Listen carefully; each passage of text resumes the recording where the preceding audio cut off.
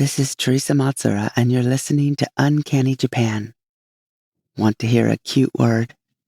Ready? Shochikubai. It's fun to say. Shochikubai. It's the characters for pine, bamboo, and plum.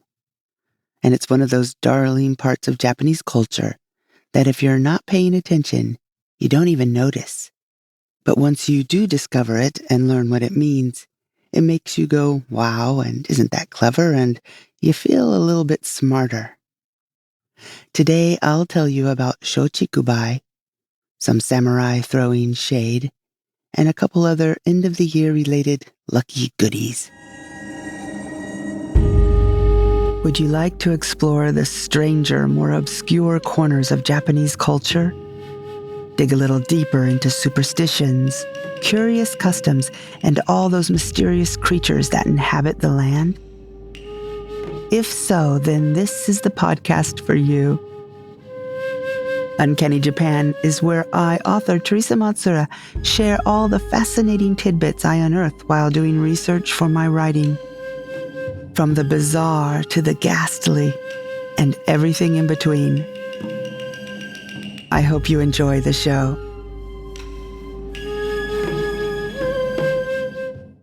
Hey, how are you? We're almost there. Almost to 2024. So how are you going to welcome in the new year? Well, let me tell you about something you'll see all over Japan that both invites in the good New Year luck, but also has another somewhat different meaning. That's Shochikubai. Shochikubai, pine, bamboo, plum, grouped together like this, has a very long history. This trio is what, since ancient times, has been called the Three Friends of Winter, or Saikan no Sanyu in Japanese. By ancient times, I mean the idea began in China and was brought to Japan during the Heian era. It adapted here and is still around and used today, especially during the Oshogatsu or New Year holidays. But before I get into other places you'll most likely run into this threesome, why are they dubbed the Winter Friends? Well, all three have the ability to withstand harsh conditions like winter, with strength, dignity, and beauty. Let's look at each one real quick. The matsu, or pine tree, is not just a symbol of strength, but also long life. The fact that they remain green all year shows endurance and vitality too. You'll find them in Zen art and gardens. Another plant Buddhism is fond of is the bamboo, or take.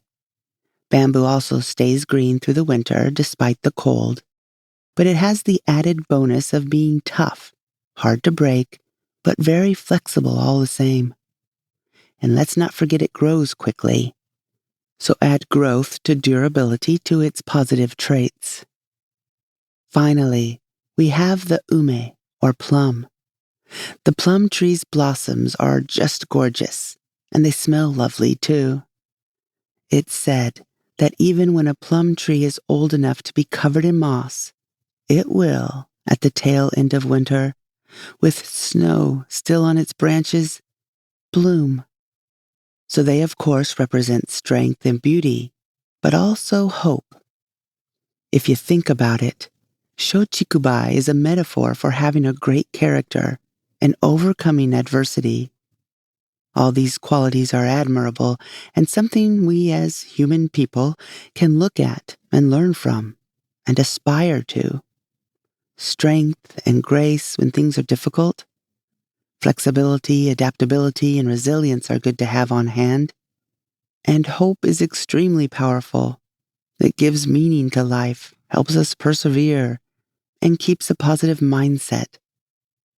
If you can do all that, look good, and smell nice too, then you are doing very well, my friend. Because of all the above, together the pine tree, bamboo, and plum tree are symbols of auspiciousness. Once you start looking, you'll see them everywhere. In paintings, woodblock prints, lacquerware, ceramics, flower arrangements, and labels, especially around the New Year season. There is something you might have seen or be familiar with called a kadomatsu. These are New Year decorations displayed on either side of a gate, a door, or some kind of entrance to a business, shrine, or even your home. They can be quite huge, as tall as you, or very small, something you can pick up at Daiso for 100 yen, 100 yen. Again, brought to Japan from China around the 8th century, the original ones didn't look quite like the ones you'll find today. There are still variations, but a couple of things are always present. First, bamboo. A kadomatsu has 3 or 5 pieces of bamboo of differing lengths, standing upright or with the older designs at angles. Speaking of angles, the tops are cut at an angle, called sogi. However, they used to be cut straight across, called zundo. The reason for the change is really interesting. The story goes that in the late Warring States period, Sengoku Jidai, the daimyo Takeda Shingen actually defeated Tokugawa Ieyasu and Oda Nobunaga in the Battle of Mikatagahara. Ieyasu had been undefeated until this time, and he was livid. This happened December 22nd, 1572, when people were starting to get ready to prepare for the new year, right? In his anger and frustration, Ieyasu took his sword and sliced straight through a nearby bamboo stalk. He told his retainers that from now on, all kadomatsu are to be cut in this manner, not straight across, as they had been, but at an angle, downward. What makes this story absolutely brilliant is this. Follow me for a second.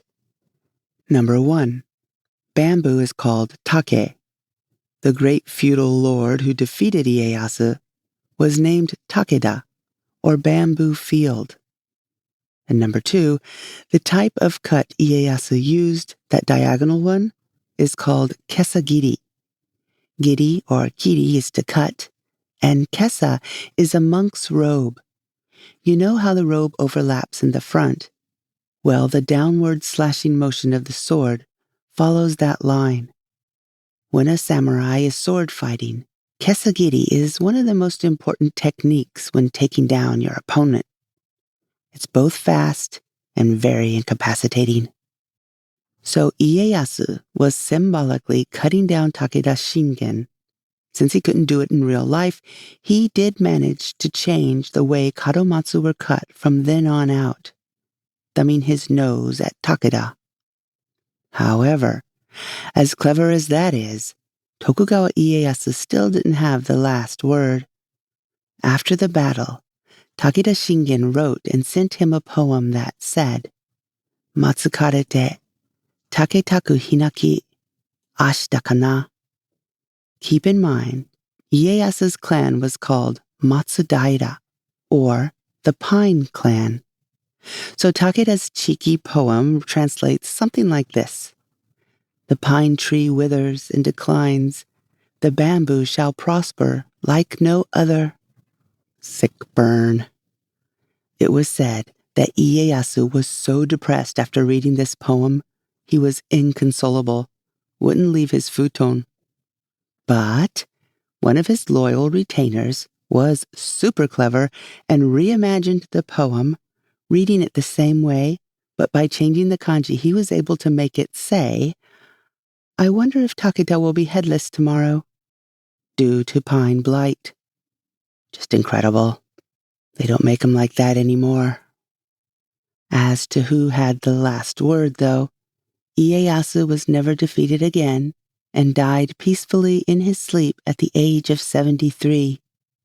While sadly, Takeda died quite young at around 49 of a mysterious illness.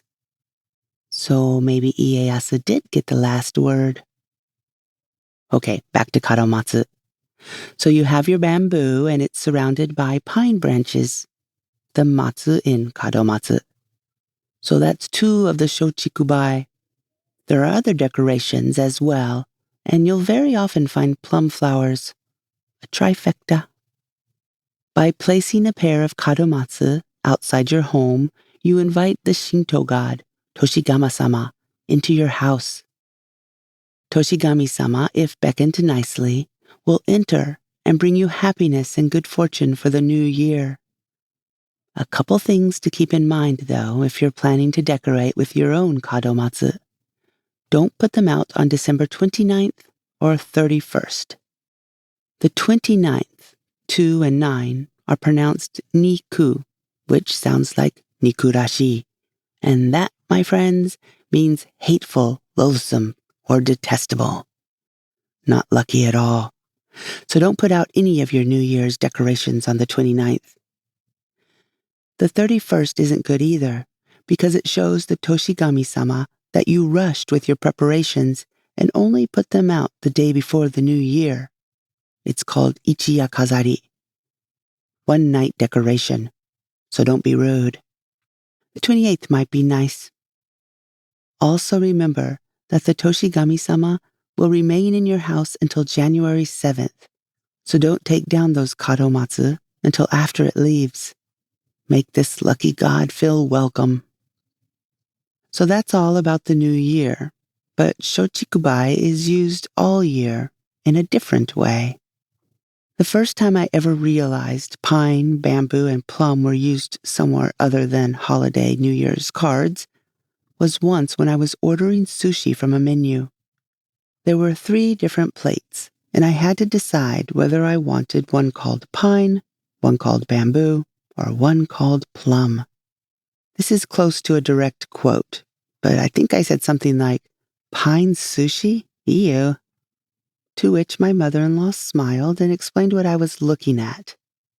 That's when I learned, when you want to divide something into different grades or levels, instead of saying something like top tier, middle tier, bottom tier, or, I don't know, exclusive, prime, basic, you use Shochikubai. Traditionally, there are no ranking of the 3 lucky plants. All are equal winter friends.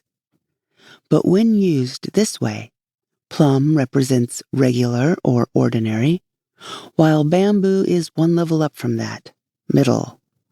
And then if you want to really splurge and get a top rank, you order matsu, or pine. I read that this started originally at sushi and eel restaurants back in the day, so people didn't sound pretentious when ordering the highest quality meal, or feel embarrassment of ordering the lowest level meal, because ume, or plum, is so much nicer than nami, regular or average. Shochikubai not only ranks quality but also price. It was today when I learned that there's something called the law of Shochikubai, which basically means when given a choice between 3 grades, pine, bamboo, and plum, most people will choose bamboo, the middle one. I think this is called center stage effect or the decoy effect in English. I'm not sure. Correct me if I'm wrong. To end on a perfectly weird note, another bit of trivia is that Shochikubai used as a ranking system even extended to the red light district, or yukaku, back in the Edo era. Although here, the order was a bit different.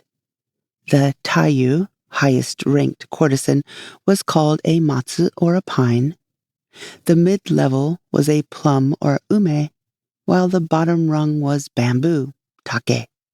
So there you go. Thank you bunches for listening.